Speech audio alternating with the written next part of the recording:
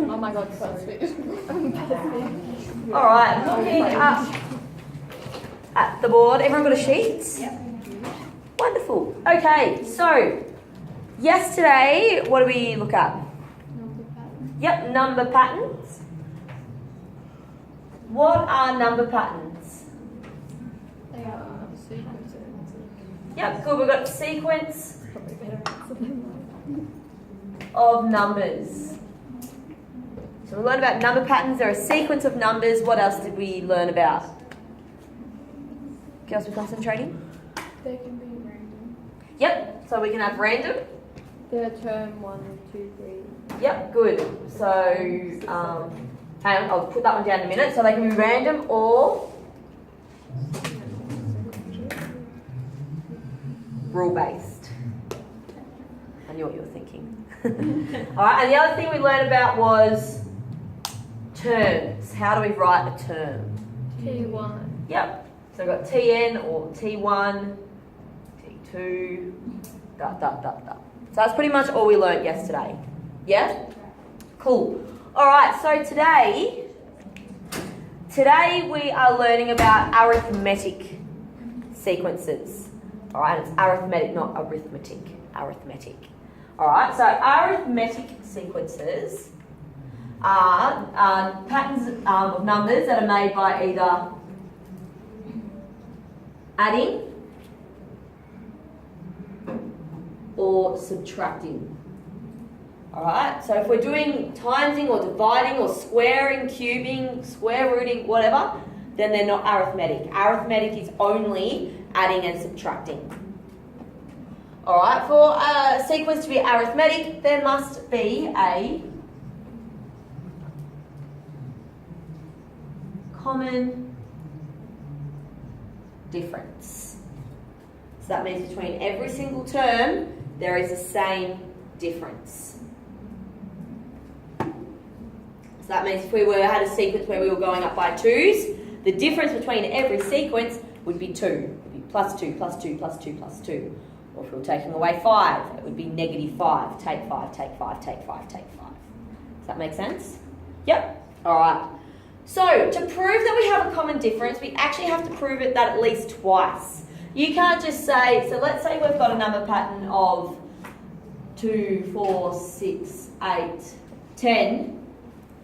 To prove it, we have to prove that at least, or the first two differences are the same. Or it can be the first one and the last one. We just have to prove that there's 2, because otherwise, if we had, say, 2, 4, 9, 16, 23, and we just prove the difference between these two, it's not the same difference as between the next two.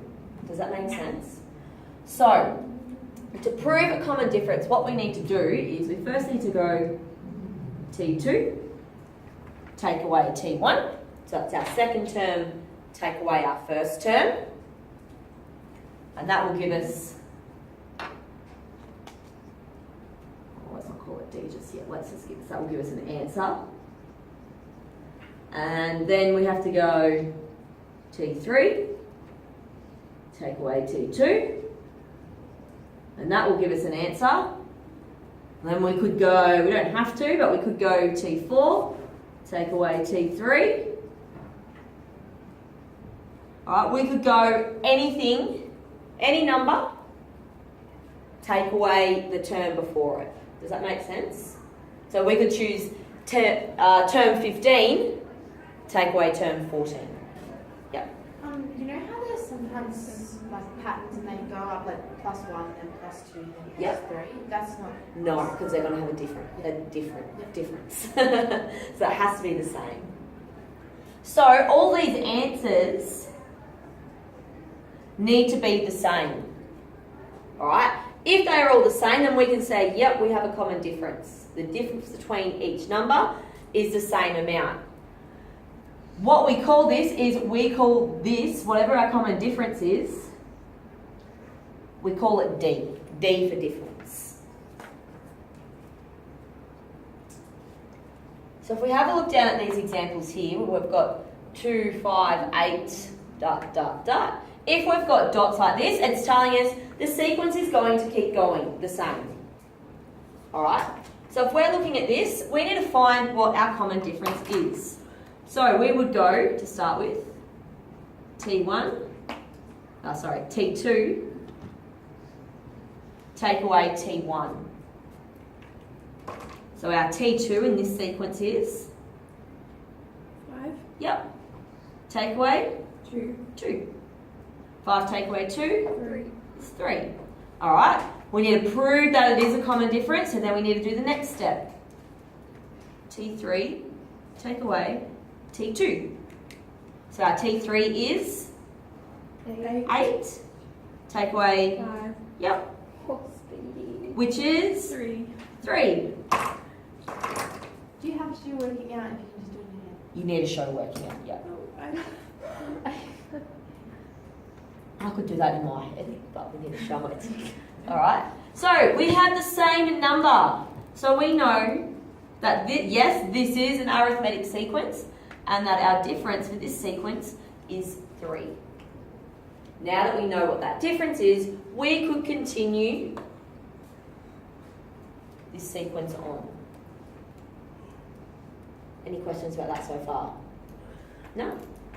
Cool. So, if we were to do this on our calculator, you can get your calculator out. You just need to be on the main screen.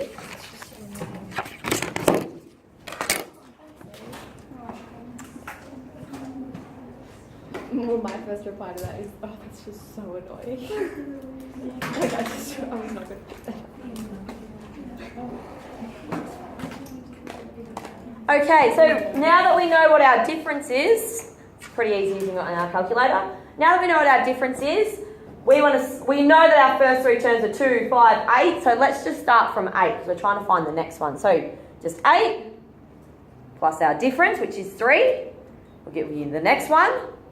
All right, and obviously you know how to do that. But instead of typing in that answer, you can just press your plus 3 every time. Plus 3, plus 3. And it should come up on your screen as answer plus 3, answer plus 3. So far. Is that making sense? Yeah. So instead of typing it in all the time, you can just go plus 3 or plus whatever the difference is. Does that make sense? Beautiful. Oh my god. Where's your calculator? Yeah, it's getting stuff off every sheet. I know, right? Makes sense. Yep. Yeah. All good in the front row? Yeah. Wonderful. All right. So if we have a look at this next example, Oh, you don't keep time plus 3, you can just go answer, answer, and automatically. Oh, that's good. all right. So if we look at our next one, we need to find the common difference for this one. So same thing. T2 take away T1, and even though we can see that our numbers are going down, it's really important that we're still doing the T2 take away the T1 and the T1 take away T2, because otherwise our answer will end up different. So our T2 is 23. and our T1 is 25. sound like those people in the train. You are now arriving at. Alright, 23 take away 25. We are now arriving at Minus 2. Negative 2. negative 2. Alright. Then we go to our next one. 2. T3 take away T2. T3 is 21 take away T2, which is 23. yep. Oh. And our answer is Negative 2. alright. We have same answer. So our difference is negative 2, and it's really important you put it as negative 2, not 2, because negative 2 tells us that our numbers are going down. Cool? All right. So cold, sugar. Any questions? No, we're going all right so far. Wonderful.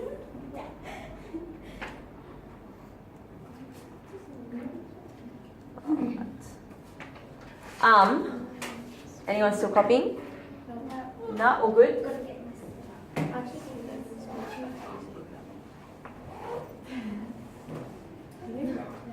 Okay, so the next thing we're going to do is we're going to graph our results. So what do we have? I'll write our sequences back up so we can actually see them on the board. So we've got 2, 5, 8, 25, 23, 21. The difference here was 3 and the difference here was -2. Awesome. Oh. On fire. Okay, so if we were to graph this,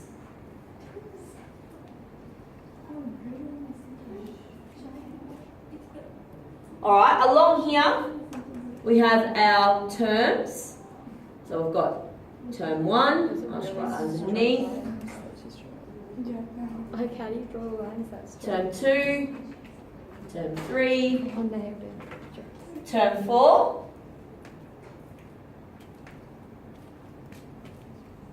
and then on the side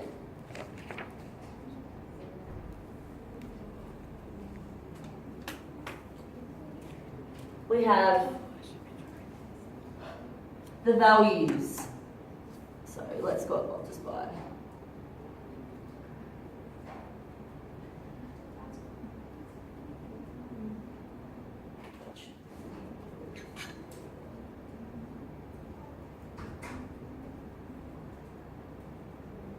All right, so to graph this, how we would do this is for term 1, our value is 2. For term 2, our value is 5. For term 3, our value is 8. Term 4, our value is 11. And we're just graphing it like that. Does that make sense? Yep. So I've got these from term 1, term 2, term 3.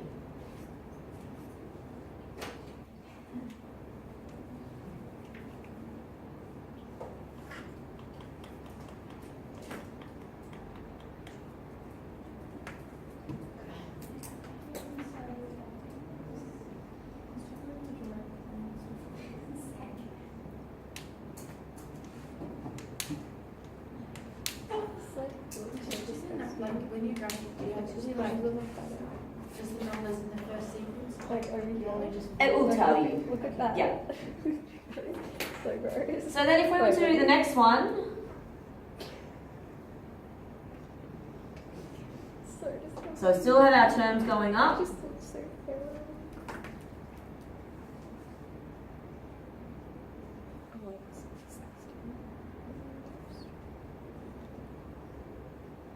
Alright, and we still have these values going up. And we can put a break in our scale if we don't want to do all, if we don't want to show that whole bit.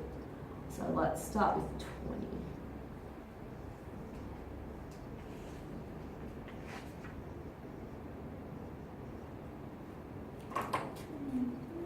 Anyone confused about the break in the scale or the scale I've used?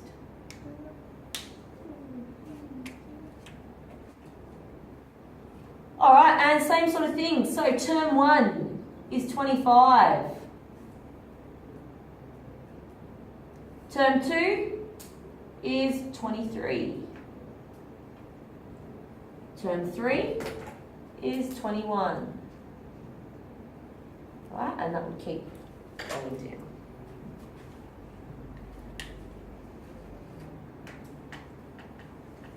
Any questions about that? Alright, so our last little fill in the gap bit. Graphs with a positive D have a what slope? Yep, they have a positive.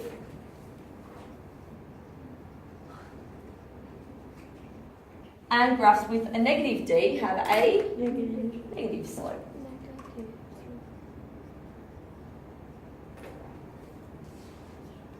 How do you use that? You could do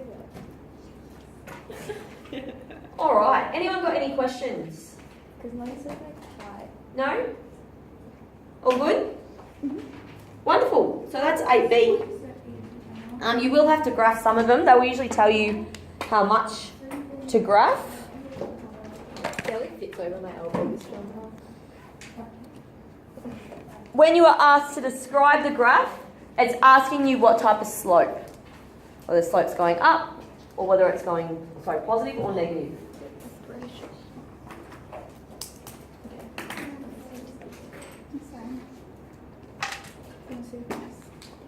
Oh. Actually, we want